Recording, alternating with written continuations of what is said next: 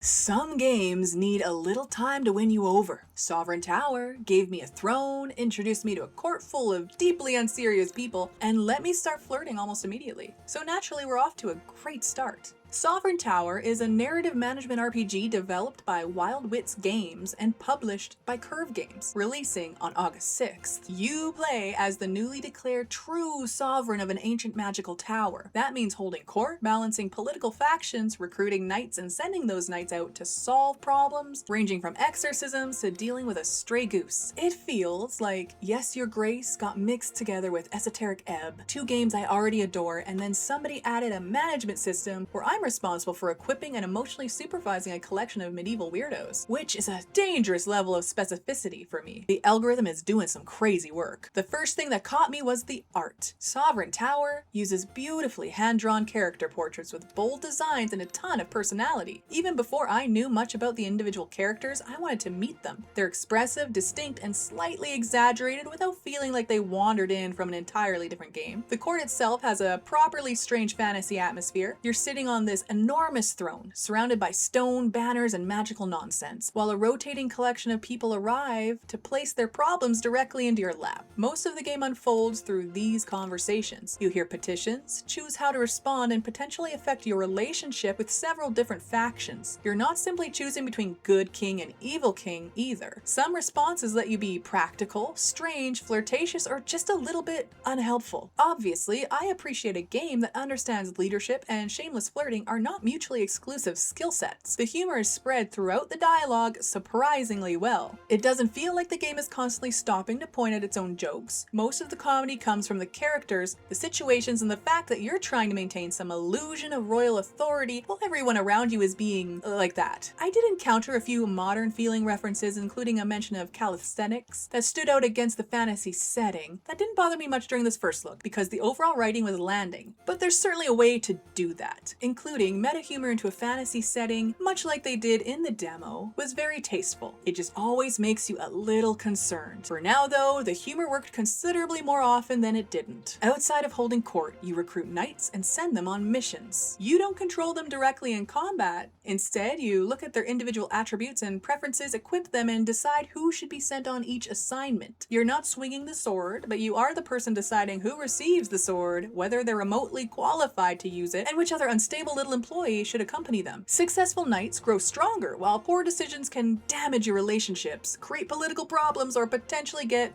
someone killed. I do have a small concern with the clarity of information. The knights have different traits and attributes, but I couldn't simply hover over everything for a proper explanation of what it meant. In a game built around matching people to assignments, that information needs to be extremely easy to access. If I fail because I knowingly sent the kingdom's least qualified man to deal with a supernatural emergency, that's on me. If I fail because the game never clearly explained what one of his little symbols meant, that feels considerably less regal. The overall level of polish did surprise me though. This isn't a fully voiced game, but Dante the narrator's voice performance stood out, and the smaller dialogue sounds keep conversations from feeling completely static. I also noticed a few minor cases of artwork clipping, nothing substantial, and certainly nothing that made the demo feel unfinished. The interface mostly works, the artwork is consistent, and the central loop comes together quickly. There's also a larger time loop system involving a demon beneath the tower, allowing you to rewind your reign and explore different decisions, relationships, and outcomes. I didn't experience enough of that system to judge it, so I'm treating it as part of the game's future promise rather than something this first look can properly assess, but it does give the branching choices an interesting foundation. Failure and repetition aren't simply reload buttons, they're apparently part of the story. As for who this is actually for, Sovereign Tower is aimed squarely at players who enjoy reading, character-driven stories,